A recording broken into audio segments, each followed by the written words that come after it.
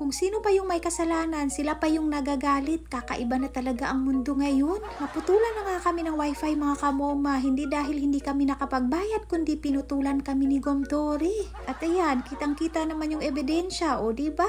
Magdududa pa ba ako? Wala namang iba.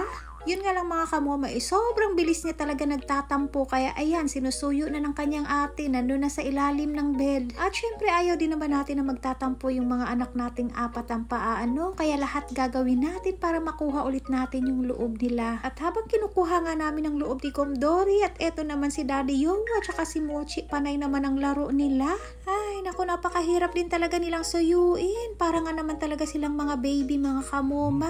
Kung sa Bisaya pa, wa jud intawo ni sila yung mga buot ay. So mauna ni Ron, ako na talaga makisuyo. Ayan, bini-baby ko na siya. Nakakagigil din naman talaga mga kamoma. Mukha nga talaga siyang teddy bear. Buhay na teddy bear. Sus na lang, napakaswerte nyo talaga kung hindi lang talaga kayo pusa. Ay ewan ko na lang. Kaya tingnan nyo ang sama pa ng tingin niya kay mama niya. Pero di ba napapansin nyo, minsan may time na natataasan natin sila ng boses. Pero at the end of the time, ay talagang tayo na naman yung makukonsensya sa ginagawa natin. Lalo na kapag ka nagpapakute sila. Dahil ang pag-iisip ng ating mga anak na pusa mga kamoma ay katumbas lang din ito ng 2 taon na pag-iisip ng bata.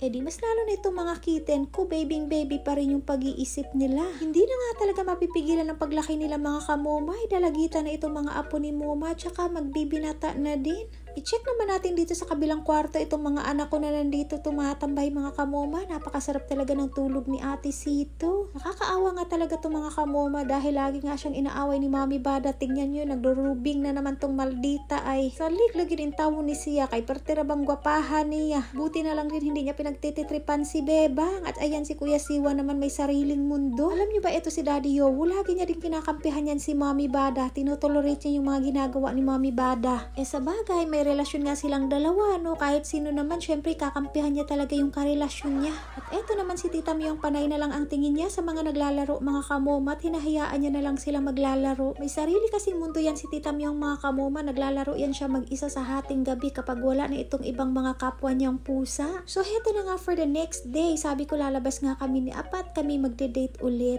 Hindi lang naman kasi date yung gagawin namin mga kamoma. Syempre pupunta kami sa PLDT dahil nga buong gabi at buong araw wala nga kaming signal dahil sa kagagawa ni Gomdori. Panay naman tingin ni Mommy Bada sa akin siguro nagagandahan si Mommy Bada kay Momo or di kaya nabapanguhan. Sus na lang day, gadugay gadako jud ang abaga sa imong inahan in tawon. Akala ko nga nung nagkasakit ako papayat na ako. Ay nako, parang ganun pa rin naman walang bawas yung timbang ng moma. Sa bagay, kumakain din naman kasi ako at hindi ako nagpapalipas ng gutom. Kaya ayan, napunta na dyan sa balikat ni moma.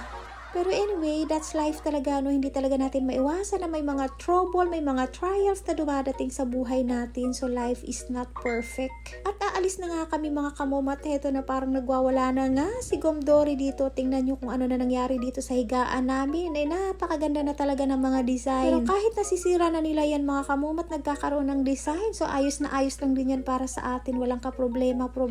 Kumbaga talagang nakaka-adjust na tayo. Kahit ilang mga gamit ko na rin yung mga nabasag dahil sa kanila. So talagang pahabaan ng pasensya at tayo na lang yung mag-a-adjust para sa kanila. At ayun nga si Bombom, napakakulit mga kamumat. May babalik na naman dyan sa taas ng table ni Moma. Grabe, sobrang kulit nga talaga nila mga kamuma. Pero okay naman pag gihapon kay nalingaw man gihapon ta sa ilang mga ginapong buhat. Sus, napaisip ako kung magkano na lang laman itong wallet ko kay nagka-trouble na naman kasi nga yung motor naman ng kapatid ko ay nasira. Kailangan na naman ipaayos. Halos araw-araw talaga very challenging talaga yung buhay natin. Ito na nga at pupunta na kami sa PLDT mga kamoma. So ayan, sa gilid lang pala yan ng RMMC. Diyan din nga po pala nag-college ang moma nyo. Isipin nyo, 2 beses ako pumasok dyan para lang din nagmasteral ang moma nyo. Ay nako, grabe. Pero this time ayoko na mag-aral kasi masakit na yung utak ko. Mas gusto ko na lang mag-alaga ng maraming pusa. So, heto na nga, nandito na nga ako sa PLDT, tas binigyan ako ng number mga kamoma. At the end, akala ko bibilhin ko itong wire. So, libre lang pala ito. Kaya, thank you very much. At ito na nga, akala namin magde-date kami ni Apay. Nako, hindi na naman natuloy mga kamoma kasi nga wala kaming bigas sa bahay. Kasi yung pang-date namin, ipalit na lang namin ng bigas mga kamoma kay makonsume pa ni namog duha kasi mana. Si Apa naman, wala rin namang kahilig-hilig sa mga date-date na yan. Kaya sige na, okay na sa akin at nakapag-adjust na ang moma naman nyo. Pero minsan ba, kailangan din sana namin mag-date-date pa minsan-minsan. Gusto ko sana siyang i-treat, kaso ayun, umuwi na kami sa bahay at eto na, dito na lang ako naglalambing sa mga anak kong pusa. So next time na lang kasi nga gusto ko lang talaga kasi i-treat si Apa dahil nga mamimiss ko siya mga kamoma. So wait nyo na lang sa next vlog ko kung ano ang susunod na kabanata. Yun lang.